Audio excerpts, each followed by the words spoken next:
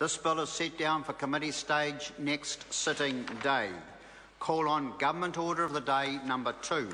Credit Contracts and Financial Services Law Reform Bill, second reading.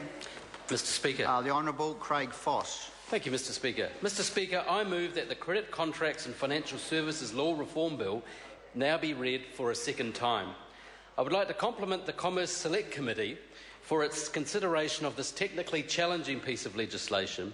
The committee has considered approximately 70 submissions covering a wide range of views and tested the underlying policy intent of the bill.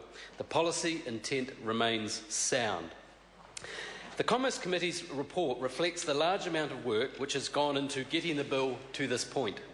The bill comprehensively amends the consumer credit legislation, which is an important part of the business growth agenda, promoting confidence in our financial markets. The bill reflects a sensible approach to compliance costs through amendments recommended by the Commerce Committee, including changes to the standing disclosure requirements and repossession provisions. It is not the intent of this legislation to reduce access to credit by imposing heavy compliance costs, which will ultimately be passed on to consumers. Many changes have been made to improve our consumer protections under this bill. At Select Committee, many submitters raised concerns about the protections available, particularly to vulnerable consumers.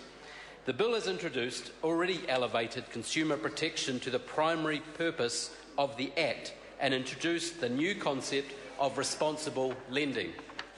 It introduced sensible reforms, including the initial disclosure. That initial disclosure must be provided before the contract is entered into. Standing disclosure must be available on request and free of charge.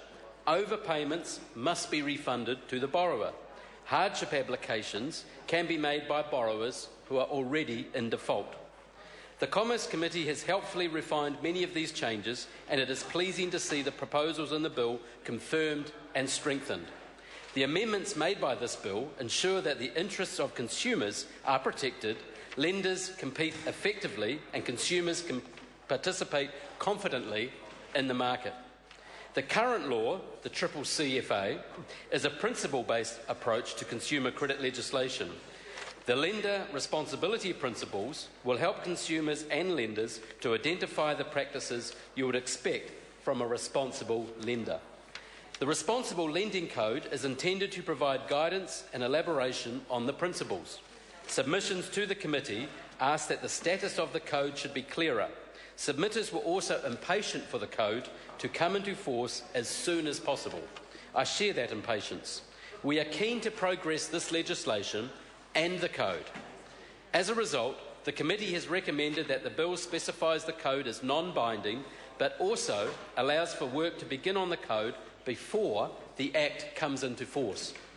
This will ensure that the principles and the code come into force at the same time, no later than 12 months after the Act is passed, and hopefully sooner. The fees provisions, particularly the provisions relating to unreasonable credit and default fees, have been a controversial area of the bill. Submissions to the Commerce Committee stated that the provisions needed work. The committee has recommended that the bill make it clear that fees are constrained by a reasonableness test, and that the test is anchored in the principle that fees are a means for creditors to recover costs. This is consistent with the policy intention of the legislation as it currently stands. The committee has recommended 2 further amendments to the fees provisions. Firstly, making it clear that prepayment fees should be limited to losses from changes in interest rates for fixed-rate contracts. And secondly, that third-party fees will also be subject to the unreasonable fees test. These are in addition to the increased limitation period for unreasonable fees that was included in the bill as introduced. A significant improvement to the consumer credit landscape is the incorporation of the Credit Repossession Act provisions into this bill. The 2012 Law Commission report on credit repossession recommended measures to provide a balance between consumer protection and access to credit. The primary recommendation was to incorporate repossession law into the Credit Contracts and Consumer Finance Act. Repossession is part of the life cycle of a loan, and the idea is that the law should deal with the consumer credit as a whole. The bill adopts virtually all of the Law Commission recommendations and makes it clearer and easier for lenders and borrowers alike to know where they stand in a repossession process. Goods available to be repossessed must be specifically identified by the lender, and some items, including beds, bedding, medical equipment and heaters, will be prohibited from the repossession altogether. Borrowers who have received a repossession warning notice will also have the right to voluntarily return the specified goods, rather than being forced to participate in an often stressful repossession process. Previously, the Credit Repossession Act was self-regulated. One of the most significant amendments in relation to credit repossession is the introduction of the Commerce Commission as a regulator. Enforcement was a key area identified in submissions to the committee where consumers and their advocates called for action. The committee has taken a positive step in boosting enforcement powers and penalties for breach. The committee has recommended the alignment of penalties with the Fair Trading Act, increasing these from $30,000 to $200,000 for an individual and from $30,000 to $600,000.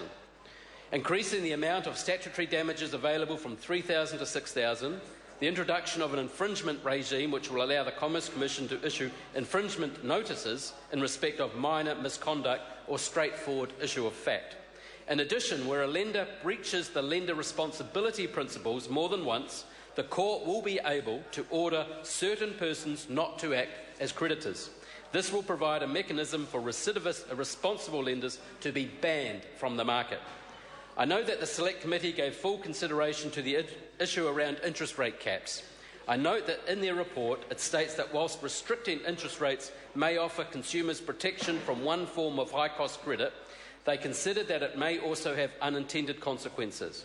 They include restricting access to credit for consumers, and also that the interest rate, which is at the upper limit, coming in to be viewed perhaps as a target or reasonable.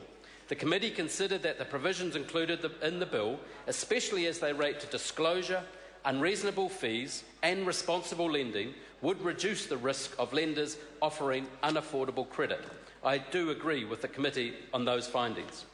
Also of note is in the bill is the increased access for consumers to the oppression and hardship remedies. Access to justice is paramount when it comes to consumer protection. Submitters noted that many consumers don't know where to go when they're in trouble.